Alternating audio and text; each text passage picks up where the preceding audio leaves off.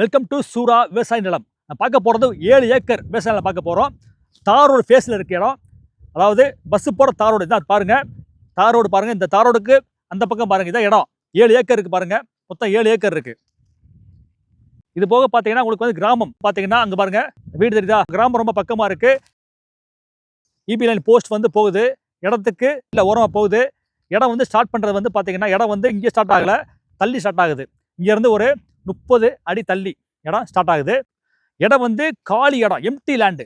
இடம் வந்து ஃபுல்லாக எம்டியாக இருக்குது. அதாவது உள்ள போர்வெல் கிணறு எதுவுமே கிடையாது, எம்டி லேண்டு.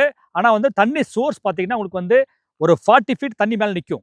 போர் போட்டிங்கன்னா தண்ணி வந்து ஒரு 45 ஃபீட் தண்ணி மேலே நிற்கும். சரிங்களா? ஸோ உங்களுக்கு வந்து தண்ணி பிரச்சனையே இல்லை, தண்ணி குடி தண்ணி தான் அது. தண்ணி வந்து உங்களுக்கு 150 அடி அதிகபட்சம் போர் போட்டால் போதும். மண் வந்து பார்த்தீங்கன்னா உங்களுக்கு வந்து மணல் கலந்த பிளாக் சாயில்.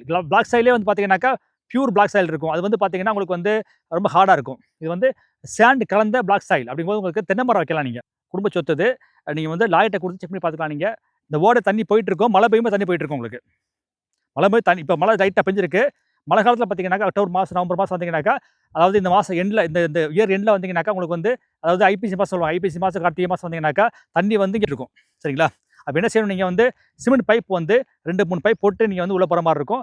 அது வந்து நம்ம செலவு தான். அது சிமெண்ட் பைப் போடுற செலவு எல்லாம் நம்ம செலவு தான். இடத்த வாங்கிட்டீங்கன்னாக்கா நீங்கள் வந்து பத்திரம் போடுறதுக்கு முன்னாடியே வந்து போடுவோம். அப்படி இல்லைனா பத்திரம் போடுறதுக்கு அப்புறம் கூட உங்களுக்கு போட்டு கொடுப்போம். அப்படி இல்லைனாக்கா அந்த செலவை வந்து கழிச்சுக்குவோம். நம்ம செலவு வந்து பத்திரம் போடுற செலவில் வந்து கழிச்சுக்குவோம். இந்த பழைய செலவுனா சிமெண்ட் பைப் போடுறோம் இல்லையா, அந்த செலவு கழிச்சுக்குவோம் நம்ம. சரிங்களா?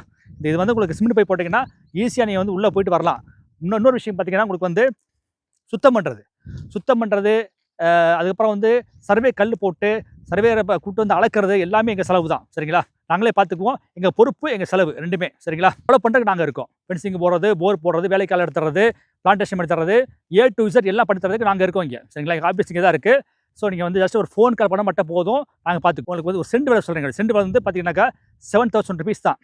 ஒரு சென்ட் விலை 7000 rupees தான். உங்களுக்கு வந்து ஒரு ஏக்கர் வந்து 7 lakh வரும். சரிங்களா? சார் ரோடு பார்த்தீங்கன்னா மொத்தம் 3 ரோடு பிரித்து பாருங்கள்.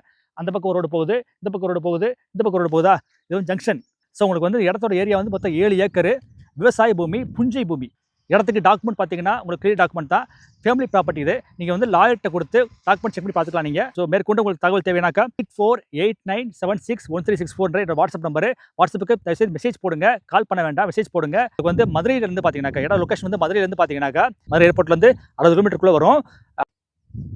இந்த இடத்தோட ஃபேஸிங் பார்த்தீங்கன்னாக்கா கிழக்கு பார்த்த பூமி. இது கிழக்கு பார்த்த பூமி. இது வந்து இடம் பாருங்கள், இதே இடம். இது வந்து கிழக்கு பார்த்து இருக்குது. இது வந்து கிழக்கு பார்த்த பூமி. இது